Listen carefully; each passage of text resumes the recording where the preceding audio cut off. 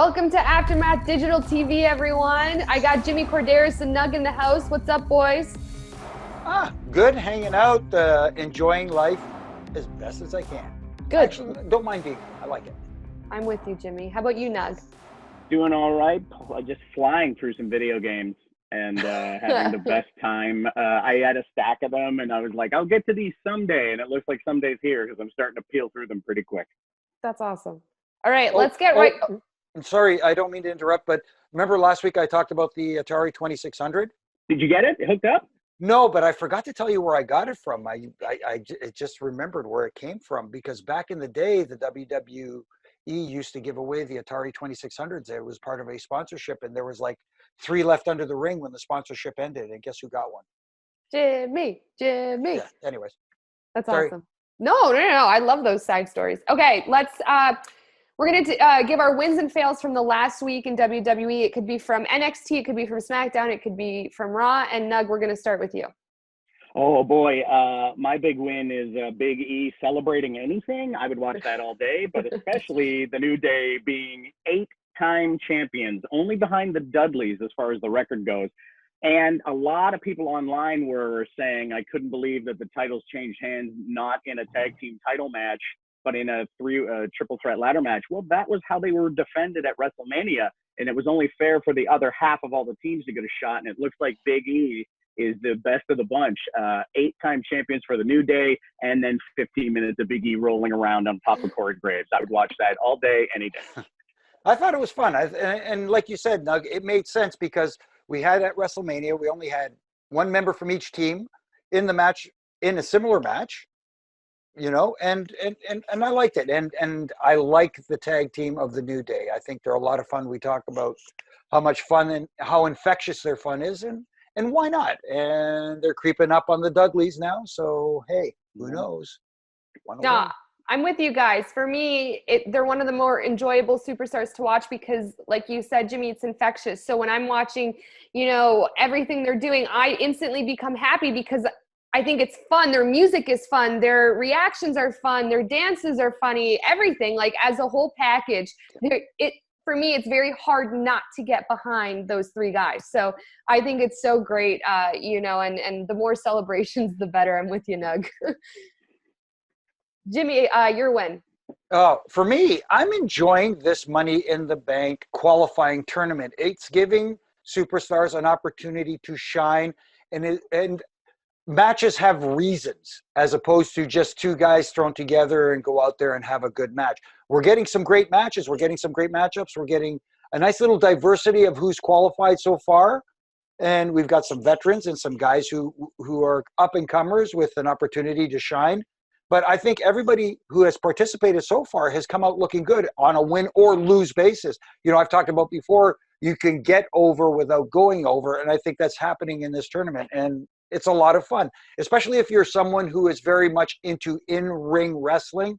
You're getting a lot of that, and you're getting quality in-ring wrestling. A lot of these tournaments, the old King of the Ring tournament or this qualifying for the Money in the Bank, it gives an opportunity for guys who maybe are a little under the radar to shine. And I want to see more of those guys get into the tournament. I would have loved to see Buddy Murphy get past Rey Mysterio. Great to have Mysterio in there, but I would have loved to see Buddy Murphy get in. I wanted to see Cesaro get past Daniel Bryan. I want to see these guys that are awesome in the ring and just haven't quite made it to the next level get there with this chance, and then to fight on top of a building for a briefcase. Well, maybe it's good that these guys didn't get in it because I want them to be safe. Well, what's the best part about March Madness is all the upsets that happen. So it's just awesome when you can qualify and the underdog gets through, and it's just more excitement. So I'm totally with you guys. I've been enjoying them too. My win is Shayna Baszler right now. It has lost her mind, and I'm so here for it. She's ripping people's arms off, basically. She does not care. She's out for blood. She's walking away like she doesn't care from interviews. She terrifies me in the best possible way because I'm watching her from my TV in my safe home. But everything she's doing, I really, really love right now. And I can't wait to see where this goes. And I'm really hoping, and I have this like deep intuitive hit that Ronda Rousey and her are going to collide, and I would love for that to happen. But I'm just a fan of hers. I'm really a fan of how nonchalant she is and how much she really doesn't care right now. That was almost my win as well this week. I'm enjoying it because she's tapping into her background and where she came from. So yes, I get that it seems very violent at some times where she's breaking people's arms, but again, as she stated, she's not doing anything that's against the rules because that's what happens. Yeah. You're taking that chance anyways. So I like where this is going. I like it. In a way, I almost wish that this attitude is what we got from a certain champion on Raw right now, but I'll leave it at that. Yeah. What I'm enjoying is that Shayna Baszler is taking the rules and stretching them and playing with them and playing within them. She's not doing anything wrong because there's no rule that says I can't do this. And that is the mark of a truly devious mind, a truly bad person. And she is the baddest of the bunch. She's broken an arm. I'm sure she broke some ribs there on Monday. She's not to be messed with. And now she's already qualified for Money in the Bank against people like Nia Jax and Asuka. And I think a week ago we were like, oh, Asuka's going to clean up. And seeing Shayna Baszler in this mood, you're like, ooh, maybe not. Shayna Baszler looks like she's not screwing around. So this is a lot of fun to have these stories going into the Money in the Bank. Like, can anyone handle Asuka? Well, can anyone beat Nia? And can anyone out violent Shayna Baszler right now? I don't know. I know. I love the fact that you said that, it's very even in the women's side, the women's bracket of the Money in the Bank. It's a definite pick 'em there. Totally. And I have a quick honorable mention to Zelina Vega everywhere, especially on commentary. I think she's hilarious. I love that, she's throwing shade at Aleister Black too. And I think that she's been getting a lot of TV time, and I'm so happy for that because someone's noticing her value. And I think that she has a ton of value no matter what she does. She's very, very underrated, and I feel the same way about Ruby Riott. So that's all I'm going to say about my honorable mentions and my wins, but I'm a big fan of those three women right now. Okay, let's move on to our fails. Jimmy, you start us off with your fail. Yeah, I might take a little flack for this one. I am so happy that Drew McIntyre is the WWE champion. I've wanted this. I wanted somebody to come out and defeat Brock Lesnar, partly because Brock Lesnar, I don't want to say was an absent champion, but we hardly got to see him on television. Unfortunately, we're seeing, in my opinion, too much of Drew McIntyre because your WWE champion still has to remain special. He still has to remain an attraction. And I get this is different times where the WWE is performing in front of no audience at all. But at the same time, when you see your champion every week coming out and opening Raw and having a match on Raw, I'm afraid it's becoming too formulaic and it's not feeling as special as it should be. I don't mind seeing him every other week or something along those lines and maybe in a match every so often, but having him on every week, it loses that special feeling. Interesting. And no, I totally agree with that. Nug, what do you have to say? My fail. I got to go with the Viking Raiders driving around in a car. They'd have been better off actually singing than presenting the most unnatural thing I've ever seen on television. No one drives around wearing Viking helmets. No one chants their tag team name with only them in the car.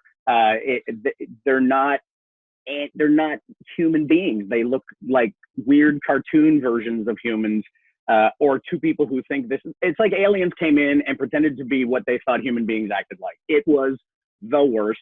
I know for a fact those guys can't sing, and I'd have rather heard them sing. You know what I would have liked to have seen? I would have loved to have seen video clips of people in cars driving beside them seeing this. Yeah. I think that would have been more entertaining. You mean you guys don't drive your cars like that? I don't have a small enough helmet. My helmets are way too big to fit into the car. I've already got a built-in helmet, but yeah, I'm constantly got to sing. I'm singing along. People think I'm nuts. Okay, quickly, my fail, because we have to head off here shortly. Who cares to see Bobby Lashley's workout routine? I don't care to see him flip a tire. No offense. I'm trying to be nice about that. And then, I really don't care to see Lana cheer him on for flipping the tire. I don't know why we're still seeing the two of them.